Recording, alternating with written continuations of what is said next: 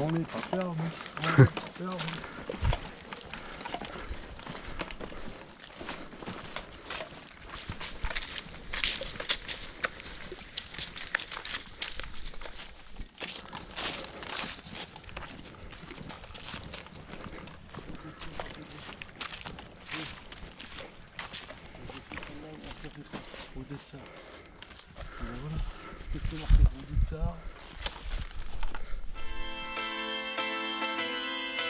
Je ne suis pas un numéro, je suis un homme libre.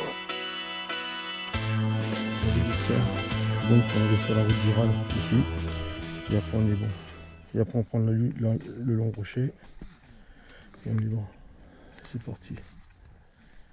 C'est parti, c'est parti, c'est parti, c'est parti.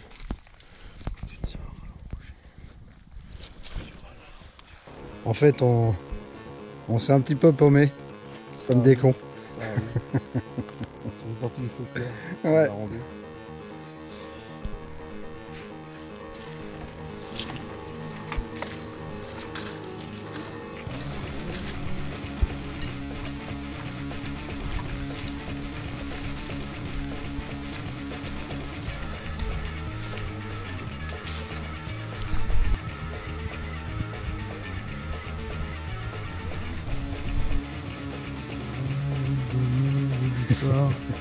Route du Haumont, route du...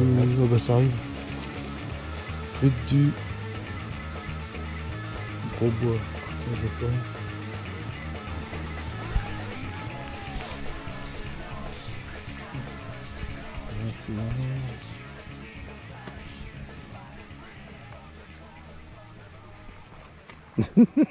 Il stresse avec son truc. Oh, putain. On n'est pas ferme, on n'est pas ferme.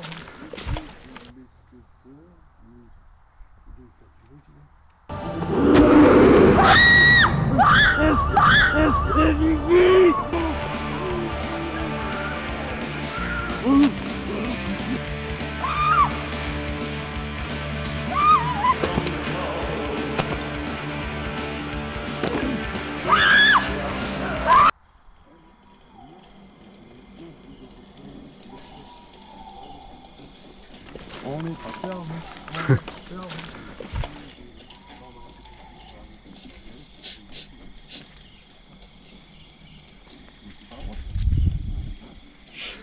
Hop, c'est parti.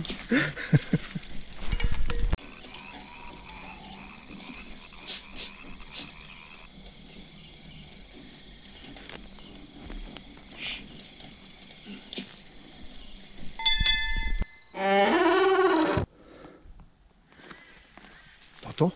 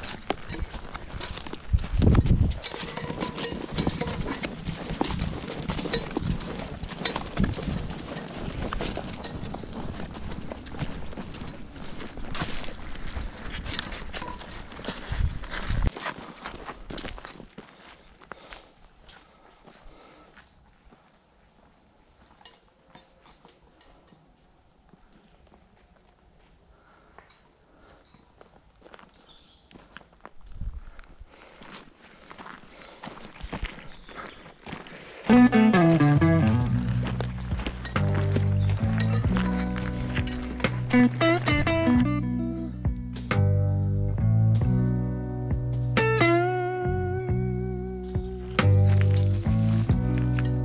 done ran into my baby and finally found my old blue jean.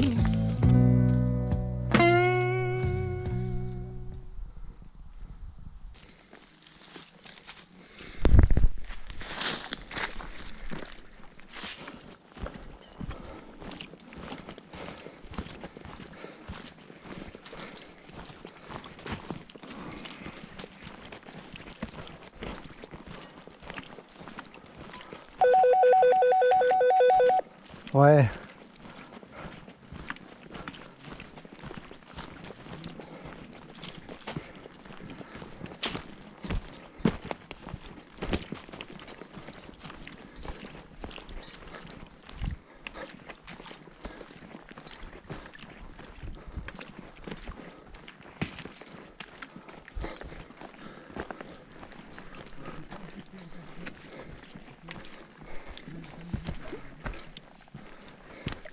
Ah, c'est ça les abris? C'est des abris ça? C'est une grotte. Une grotte, ouais. Sympa ça. Hein? Ah oui? La grotte, elle arrivait ici. Ah, c'est ça qui... où il y avait des peintures. Voilà. C'est la zone du Cros marin. On se fait une pause là? Ils ont fait ici une simulation d'époque. Ils ont fait une simulation. Et ici, ah. Bon, c'est la grotte du Cro-Magnon. Du Cro-Magnon? Du Cro-marin. Du Cro-marin. Du Cro-marin. Cro-marin. Il y a eu des Cro-magnons qui ont dormi. Ah ouais. Bah là, c'est des gens. Hein.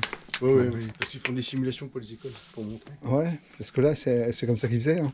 Ouais. D'ailleurs, même dans les gorges du Tarn, par exemple, le sable, c'est pas du, c'est ça en décomposition depuis des milliers d'années. Ouais. Et donc, ça donne un... Puis, poudre. Et alors, les peintures, elles sont où? Elles sont, je pense, juste au-dessus. Vas-y, tout droit. Tout droit. Ah ouais, là. À gauche, au-dessus de ta tête. Là. Voilà. Ouais. Ça ressemblait à un cheval et une vache à l'époque. Personne n'a de la lumière?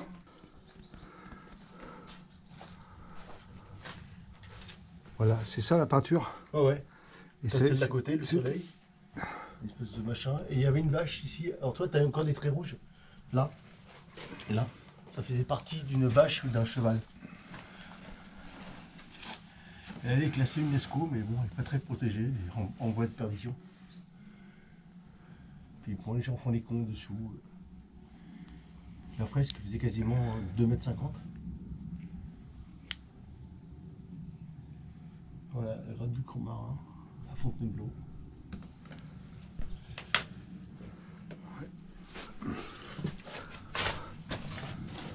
Mais bon, les jeunes du coin, ils sont complètement crétins, ils ont fait les cons.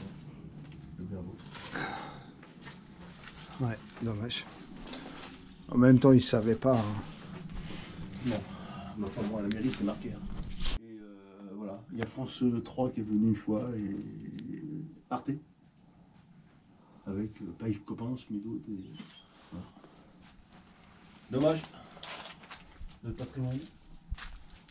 Les ancêtres.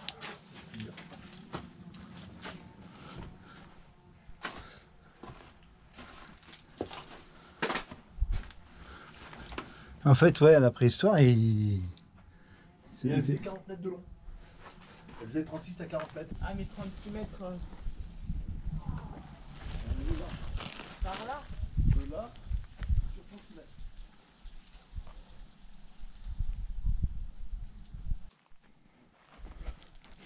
C'est pour ça que ça s'appelle comme ça aussi.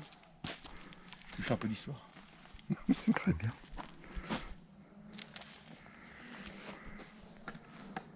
Ah ouais. Sauf que quand les guerriers sont venus pour prendre le grès, ben ils ont cassé. Jusqu'à un moment, ils ont fait hop, putain, il y a des trucs. Donc ça s'est arrêté là. Et puis après, c'était la fin du carrière, il y a eu l'hiver, les fameux hivers machin. Parce Tu vois les traces de avait... tu vois les traces de couple là. Tu vois là-haut, là, tu vois les traces de couple. Tu vois le droit. Et de l'autre côté, tu as les trous. En 1186, le roi Philippe Auguste décide de paver les rues de Paris. Fontainebleau et son vaste gisement de grès est idéal. La proximité de la Seine permet de transporter facilement des tonnes de pavés vers la capitale.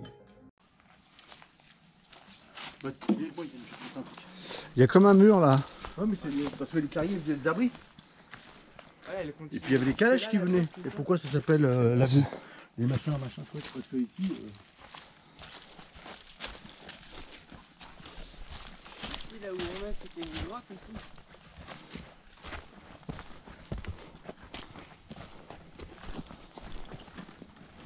Et donc la particularité, c'est qu'elle va arracher le métal à l'époque, hein, des bandages charrettes de roue, des sabots de chevaux. Ouais. Elle va user tout ça, mais elle ne s'usera pas. Donc c'est une pierre, une fois qu'elle est posée, c'est fini, on est tranquille pendant 100, 200 ans. D'accord.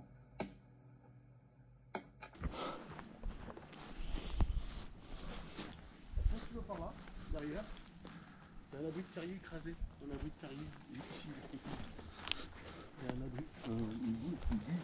Des pavés de Paris. Des tailles de pavés. Et là derrière, t'as un abri de carrier qui était complètement défoncé. On l'a remonté une fois avec des copains et puis on l'a arrêté. Et la bière, c'est elle qui nous dit quand même comment on doit se découper. Hein. Ah. Et c'est tout savoir faire du carrier, elle est là, c'est comprendre la bière, et la bière, taper, l'écouter, et en fonction de ce qu'elle va lui dire, dire on va couper ici. Je vois les jeunes, ils vont faire des ponts. Vu d'ici, c'est joli, hein. Ah ouais.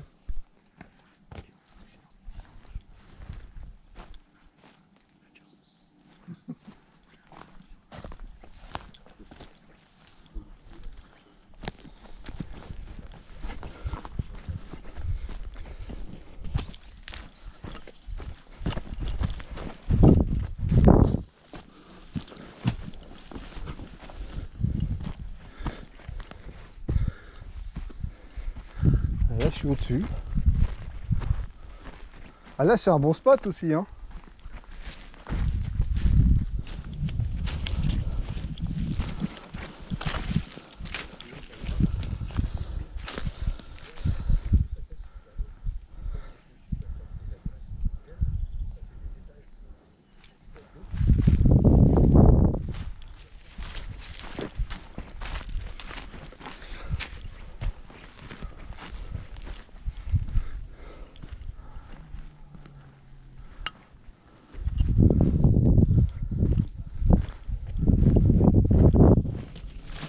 C'était très sympa, donc on vous dit au revoir. On a bien mangé, c'était une super journée ensoleillée. Ouais. À bientôt. Ciao. Salut à tous. Ciao. Fontainebleau est une grande voyageuse. Son sable est si pur que transformé en verre, il part pour les étoiles. Ses rochers viennent paver le trottoir de nos rues. Ses bois créent de nouveaux planchers ou de nouvelles charpentes.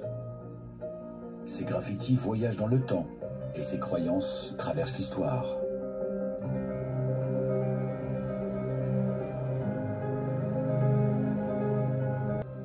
La forêt semble nous observer, bienveillante, en nous murmurant à l'oreille que c'est le même monde que nous partageons.